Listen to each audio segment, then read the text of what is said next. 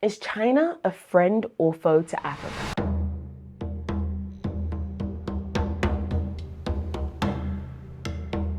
Hey, I'm Bisi Akins, and in today's episode of All Things Africa, we are going to explore a topic that has stirred both curiosity and controversy: China's relationship with Africa. So let's get right into it. In order to comprehend the present, we must first delve into the history of Africa and China. The interaction between these two didn't just come about. Africa and China go way back, and by way back, we mean centuries. Ancient maritime routes such as the Silk Road facilitated trade and cultural exchange between the two regions. However, it wasn't until the latter half of the 20th century that amidst the decolonization wave sweeping across Africa, that China intensified its engagement with the continent, driven by economic interests, diplomatic maneuvers, and geopolitical strategies. In the wake of the Bandung Conference that took place in 1955, China emerged as a vocal supporter of African liberation movements, advocating for anti-colonial struggles and championing solidarity with newly independent states. In 1960, China established diplomatic relations with Ghana, marking the beginning of a new era of Sino-African relations. Following this, China began to forge diplomatic ties with numerous African countries, including Egypt, Sudan, Ethiopia, and Nigeria, just to list a few. These diplomatic relationships laid the groundwork for China's increased presence on the continent in the subsequent years. Now you might be wondering, okay, so how much did China's presence actually increase in Africa? Well, in the early 2000s, China's engagement with Africa underwent a significant transformation, marked by the establishment of the Forum on China-Africa Cooperation. The forum served as a cornerstone for deepening economic cooperation and fostering partnerships across various sectors, including infrastructure, trade, investment, and the quest for resources. Currently, all African nations except Swaziland engage in various dealings with China. These include a shoe factory in Ethiopia, a dam in Nigeria, Mozambique's longest suspension bridge, and development projects including a stadium, library, and parliament in Cape Verde. However, allegations of cyber espionage arose in the construction of the African Union headquarters, which was funded entirely by China, where purported surveillance devices embedded by Chinese engineers were discovered. While all these projects may benefit infrastructure development in these countries, do they come with some strings attached? China's investments in Africa can be seen as two sides of the same coin. Whereas infrastructure projects and natural resource extractions have fueled economic growth and development continent-wide, underlying exploitation concerns have also emerged. Let's take Kenya as an example. The standard gauge railway project, funded and built by China, has significantly improved transportation efficiency and connectivity between Nairobi and Mombasa. Similarly, in Ethiopia, the Addis Ababa-Djibouti Railway, has also financed by China, has facilitated trade and boosted economic activity between the two countries. However, there are legitimate concerns about the nature and implications of China's investments in Africa.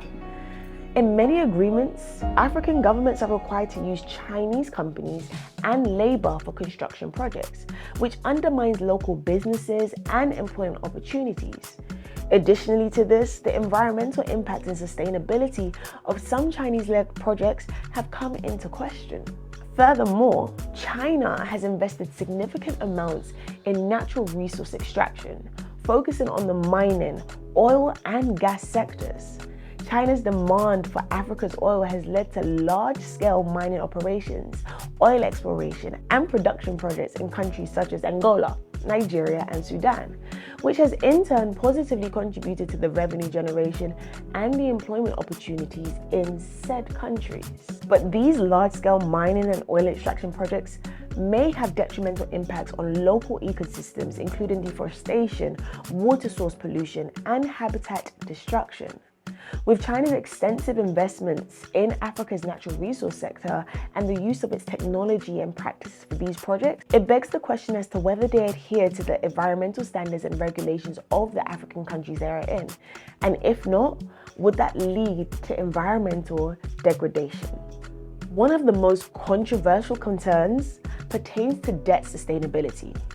The rapid increase in Chinese loans to African countries has raised alarms, as these loans often come with high interest rates and stringent repayment terms, which runs the risk of debt distress and dependency.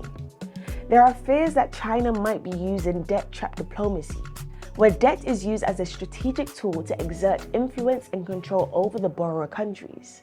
So, if for whatever reason the African nations struggle to repay the loans and become heavily indebted to China, they may find themselves in vulnerable positions, forced to make concessions or forfeit assets as a means to repay, thereby compromising their control and sovereignty.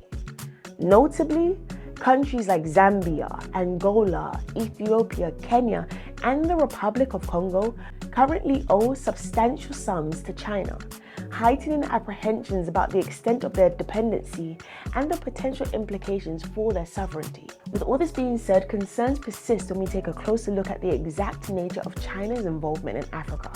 One of the critical concerns is the lack of transparency in the business dealings. It has been reported that the investments and the contracts made to Africa by the Chinese lack transparency, making it difficult for the African governments and citizens to critically assess the terms and conditions of said agreements. Such opacity could lead to corruption, mismanagement, and disputes over project implementation. So, is China a friend or foe to Africa? Now, while some may say the benefits of China's investments in Africa's infrastructures are clear, others may argue that China's engagement in Africa exhibits characteristics of neocolonialism, whereby African countries are exploited for their resources without equitable benefit. Chinese investments often prioritize resource extraction and infrastructure development that primarily serves Chinese interests, leading to an unequal power dynamic and Africa's economic dependence on China. If we consider China's involvement in Ghana, where land sales and demolition of local homes have left many homeless, we can highlight the negative consequence of Chinese investments. Similarly, in the Gambia, Chinese fishing practices, including the use of large ships that deplete fish stocks and the establishment of factories that exclude local fishermen, further exacerbate the plight of local communities. These practices not only diminish local livelihoods, but also contribute to environmental degradation and economic disparities. Recent reports of their exploitative practice have additionally cast a shadow over China's benevolent narrative. From labor rights abuses, poor working conditions for African staff, and lack of adherence to local laws and regulations by Chinese companies operating in Africa, all pointing towards foe more than friend. And while China's investments in Africa may bring about some tangible benefits, the broader implications show that there is a need for careful scrutiny and regulation of Chinese engagement on the continent. It is imperative that African governments prioritize the interests and well-being of their citizens while engaging in partnerships with foreign investors. Alright, so I know that was a lot of information to take in, so let's take a little break. What did we actually learn in today's episode? Firstly, we learned that China's involvement in Africa is multifaceted, encompassing economic cooperation, infrastructure development, and resource extraction. Secondly, while China has contributed to Africa's economic growth, legitimate concerns exist about its engagement terms and potential negative impacts on local communities and the environment. And lastly, African nations must carefully manage their relationships with China, ensuring that partnerships are transparent, equitable, and mutually beneficial.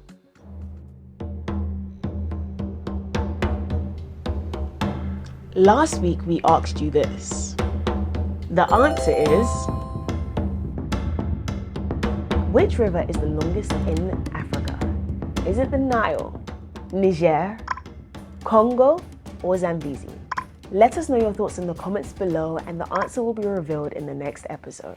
While China's investments in Africa have contributed to economic growth and development, they have also sparked debates and controversies surrounding the issues of transparency, environmental sustainability, debt sustainability, neocolonialism, and exploitative practices.